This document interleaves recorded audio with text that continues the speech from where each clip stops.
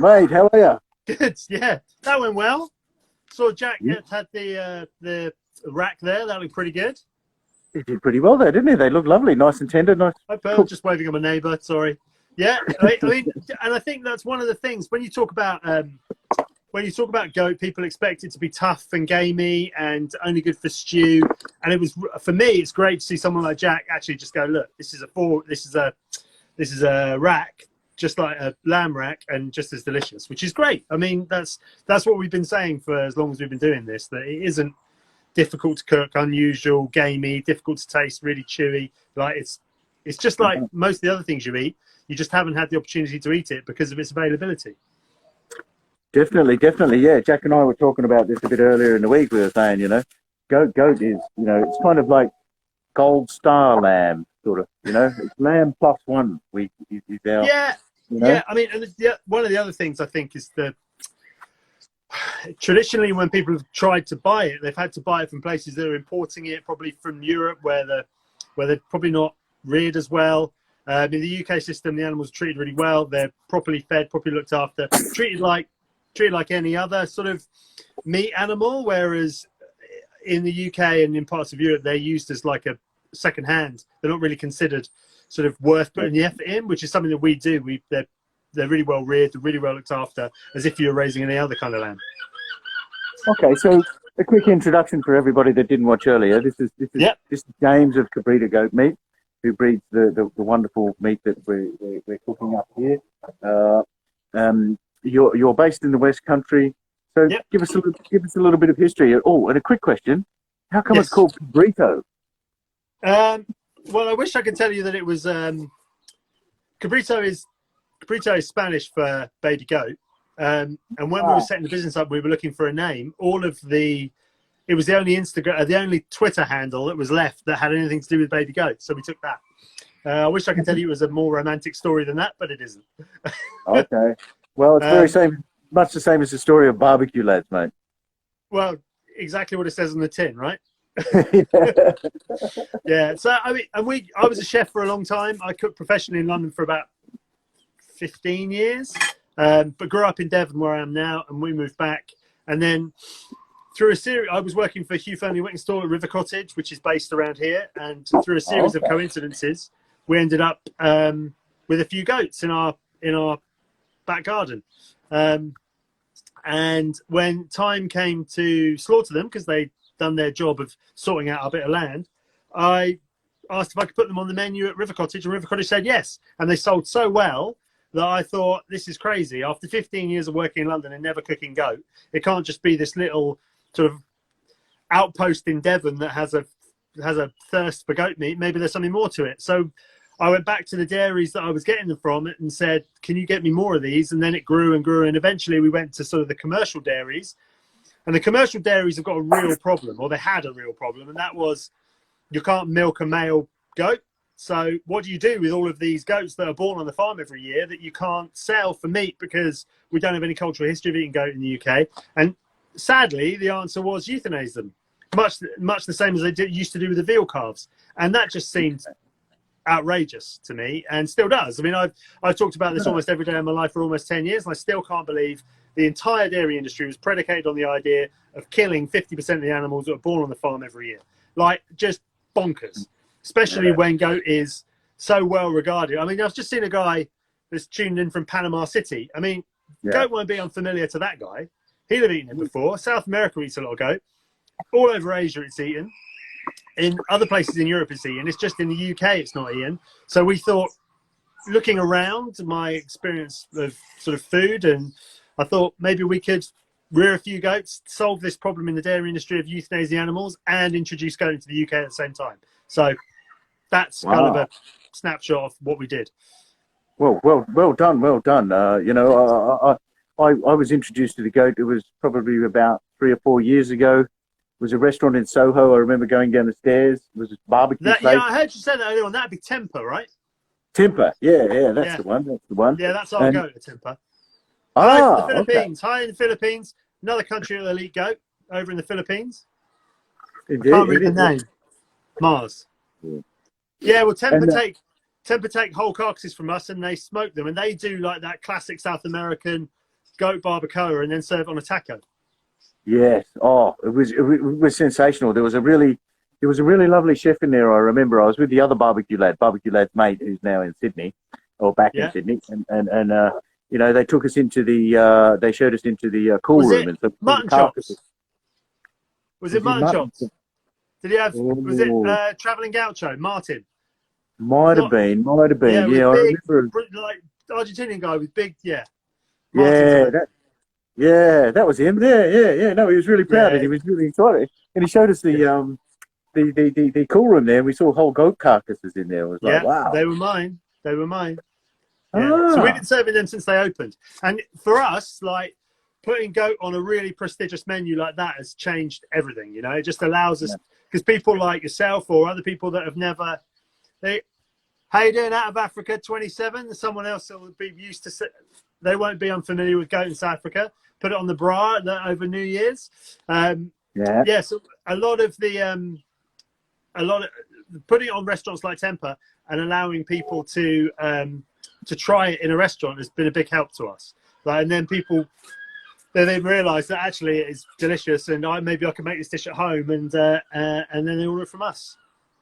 Hello in Indonesia, how you doing? You'll eat goat as well. So I mean, I think the reason I'm putting this out is that goat is really unfamiliar to you as an Australian and me as an Englishman. Like, it is really unfamiliar, but the rest of the world knows goat is delicious. It knows it because it's eaten it since it was born. Yeah. No, look, mate, I'm sold. Ever since Temper there, that was my first try, and if I ever come across it, it's my choice. I really do enjoy it. Like you were saying earlier too, it's a little less fatty. It doesn't quite have that sort of lamb smell, that sort of stays around with you, as much. Yeah, you can absolutely. I mean, the thing about lamb, I think, is that fat can just dominate a dish. It really can, and I think that's fine with some things, but when you're eating stuff like tacos or you wanted something a little bit more delicate, a little bit sweeter, I do think that lamb can be a little bit overwhelming, whereas goat is a much sweeter, much more subtle flavour, which goes against what people expect. People expect it to be really strong and really, like, people have this image in their head of goat meat being really smelly and needing to be in a curry in order to hide the flavour. It's just nonsense. I mean, as you know, having eaten it, it is nonsense. Yeah. I mean, when Jack mentions curry, I'm not a huge fan of curries myself. I like to taste the original flavour of the meat. That's my, little thing. I'd prefer, raw meat, to, a curry. I'd rather get the flavour from the original meat, So, all right. So how long have you been selling these goats now for? How long ago was it? We started about 9 years ago. We started with 4 goats in a field, sold them to River Cottage, and now we have farms all over the country. There's 100,000 milking nannies in the UK, which means there's about 50,000, maybe 60,000 goats a year that were, until we came along, euthanized. We shift as many as we can. And we sell to pubs and restaurants. We did sell to pubs and restaurants. I've got a few more orders back this week. And we also sell online via the website and to a few other sort of farm shops and online meat sellers. And it's just, it is a gradual process of growing and growing and growing. There is obviously a sort of immigrant communities and the people with historically immigrant families in their background. And we supply quite a lot of them, like first, second generation British people who have a history of eating goat in their culture. But the aim for us is to just try and make it more and more mainstream. I mean, it just seems bizarre. Like we eat a lot. Even though you don't, we eat a lot of curry. We eat a lot of Chinese food. We eat, like, all these influences we have absorbed into British food, and yet the one thing that the rest of the world eats that we tend not to is goat. So, yeah. Well, we're just trying to change that. So I've just turned this off, leaving it to rest a bit. I did the shoulder. Yeah. I did the shoulder the same way you did the shanks with the Millionaire's barbecue sauce. And I'm just going to we're talking about tacos. Yeah. I'm just going to, so you can see that. All I did was kind of slice the sort of scored the top and then rub the meat in over, rub the Millionaire's sauce in overnight. And then just put the egg on this morning about 7:30, about 120, 130. I just left it. And Yeah. it is, just get my prong in here and I can pick it up. And then try and pick it up without the tray. I want to show you something. See that bone there? Ah, here we go. There you go. Check that bad boy out. So that,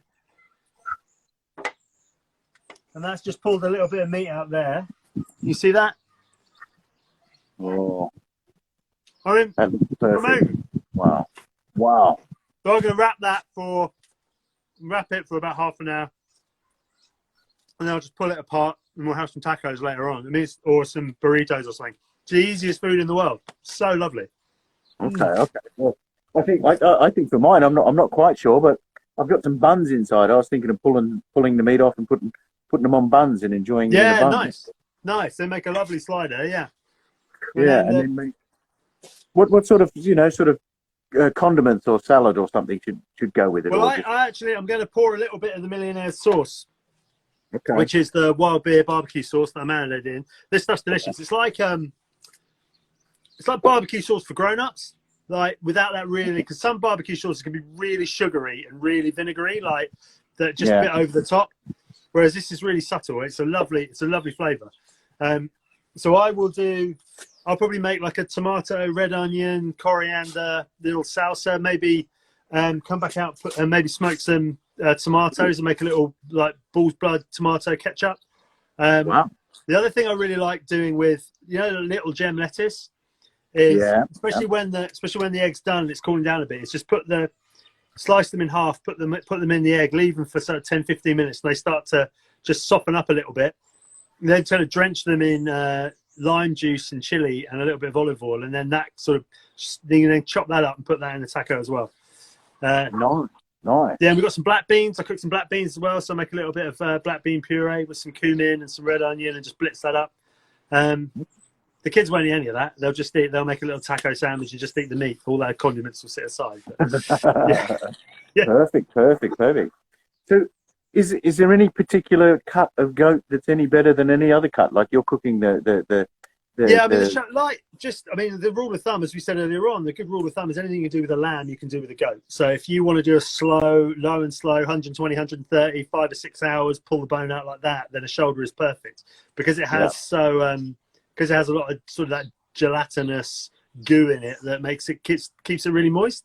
But if you want to do it, like Jack did earlier on, that rack took like 3 or 4 minutes on the grill, and then you rest it and slice it, and that can be kind of just a slightly more posh presentation, I guess. And then we find that the legs are best boned out, butterflied, marinated, and then just like grilled really quickly, and then sliced very thin.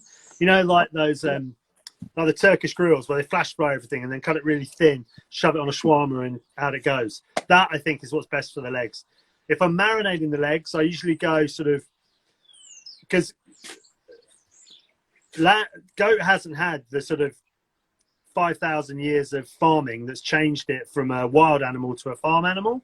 Like all of the selective breeding work that's been done in lambs in order to make their legs fatter, to get them more tender. Goat's not had any of that. So I do like to put like a marinade on the legs so they're not so much on the tooth. So I usually go with sort of a lemon or a preserved lemon, and then garlic and chili and hard herbs like sage or rosemary or thyme, those kind of things, marjoram, just to sort of, and leave that in the flavors overnight and then get it on the grill. In the summer, it's amazing. I tend not to slow cook stuff in the summer quite so much. I just get the legs, bone them out, marinate them overnight, and then slice them really thin on a shawarma or something like that. Okay. All right. Well, it looks like you got a newly converted soul up here, Norfolk Smoke Pit. Says hello. They're legends up there. They're doing some really wonderful stuff. And if they do Norfolk Smoke Pit, come on to Instagram, DM me, and I'll send you some ideas. Or you could just buy the book. You could buy the book. I wrote a book. That's right. Yeah, there's a book available on the website with a load of I recipes. wrote a goat book almost 3 years ago now. 90 recipes, not all barbecue recipes. There's quite a lot, and we had some help from some sort of quite famous chefs.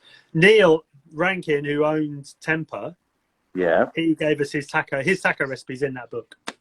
Ooh, ooh. All right. I might have to dash out for a coffee, mate. I love the taco. So yeah. Oh, nice, nice. So a little bit of a question then on the breeding side of things with goats, then, right, Yeah. mate? You know, for me, it came up when I've been talking to people about turkeys, and I thought there was just one sort of turkey, right? But there's lots of breeds of turkey. Now, Yeah. for goat, is there just one breed of goat, or do you sell one breed, or how does that work? Is it a So whole as I said, we take husbandry everything program? from the dairies, and the dairies are predominantly Sarnans, which are the white ones with the little face bollocks. Little, They are they are they are so, and the reason that they use those in the dairy industry is they're like the Frisians of the goat world. They produce a lot of liquid milk. So we tend to use them, but only because we are taking all the goat we sell is a yeah. byproduct of the dairy industry. We don't breed for meat at all. Okay. We take from the dairy industry because otherwise those animals would be euthanized at birth, and that's the reason we started. Like Yeah. we're an ethical meat company based on the idea that these animals shouldn't be wasted. So so we don't. And there's a lot of nonsense talked about goat, like you need to have this breed or that breed or this breed or that breed. It might be true if you leave them to get to 5 or 6 years, but we don't do that. I mean, the animals are slaughtered about 7 months old, so they're like lamb age when they're killed. And like the growth rates are all the same, and the muscle conformation is all the same. And it's all, the thing about goat husbandry is that they need to be looked after. They need to be in a comfortable shed, and they need to have good food, and they need to have plenty of it. And that way, you get the best out of the animal.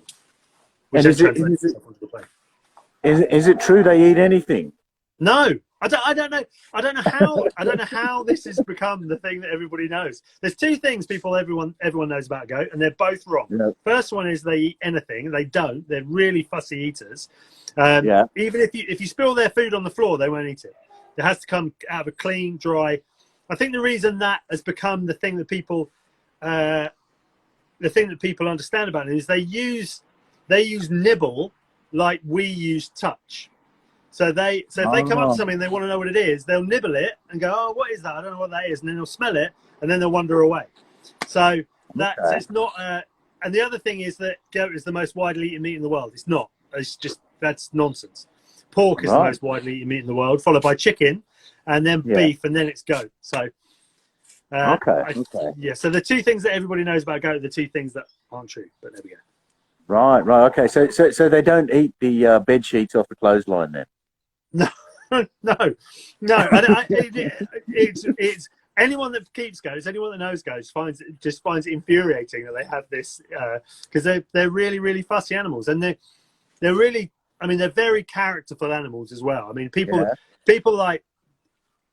are into goats, like all the goat farmers are really into goats, and they love them as animals, and I do as well. They've got loads of character. They're really they can be really stubborn and really they're just big characters. And I think one of the things that we've learned through working with the farmers is that probably more than any other animal, they need to be treated really well in order for them to do the things that you want them to do. So they have really big sheds, they have really deep cover, they have really good feed. Like otherwise they'll just be like, "I'm not working for you. You're not treating me well enough." They're quite a bit divas, really, I guess. They're farmyard divas. Okay. All right. Yeah, well, I can appreciate that. Sheep are sort of the other end, I found. They're not quite so diva-ish. And they don't need an excuse to die, sheep. They'll just roll over. Yeah, exactly. Look at that. I mean, I think when you see it like this, you just think to yourself, if it wasn't, this stuff was just getting knocked on the head and thrown in the bin a few hours old. Like they're just killing the animals because nobody wanted to eat them. And when you see it like this and you taste it, it's like, how bananas is that? Okay. Wow. Remember what I was talking about earlier on with the bark? That millionaire sauce gives a really lovely bark, a really crisp bark to the cook. I think it's brilliant. Really lovely. If I had a fork here, which I didn't bring outside, I'm ready to have a go at my goat. It's been in there for the 4 hours now, and it's had the basting from the millionaire sauce, and I marinated it overnight. It was absolutely delicious, mate. Well, looking forward to it. It's going to be absolutely delicious. So, all right. Well, maybe is there anything else you'd like to add or tell us all about goats and breeding goats? Well, yeah, Just, you can buy it online, give it a try, enter the competition. You know, if you're a fan of lamb, you're a fan of tacos, you're a fan of barbecue, and you've never cooked with goat before, you're genuinely missing out. You know, I didn't start this company because, you know, I felt really sad and twisted and all that kind of stuff for goat. As sad as it as much as I wanted to change that, we started it because this is a delicious product that isn't eaten enough, and people are genuinely missing out. You know. All right, mate. All right. No, wonderful, wonderful. And you know, as far as I can see, you're the name in the industry. You know, I see on the wrapping on the box, it has a quote from Hugh Fernley Whittingstall saying, you know, Yeah. knows an awful lot about goat. And Yeah, I do. it's great. I mean, that much is true. I don't know much about much else, but I do know a lot about goats. Well, it's great to see what you're doing, and we're really honoured that you've joined us today, and really honoured. It's been fun. Send some stuff over to us as well, and we're going to chow down on it in a minute, and you know, and give you some feedback. Yeah, but we love goat, and thanks from Jack and I and the audience for your time, mate. You know, pleasure. Enjoy it. All right, Cheers, well, everyone. we'll crack on now. Thanks, mate. Have a great time. Bye-bye.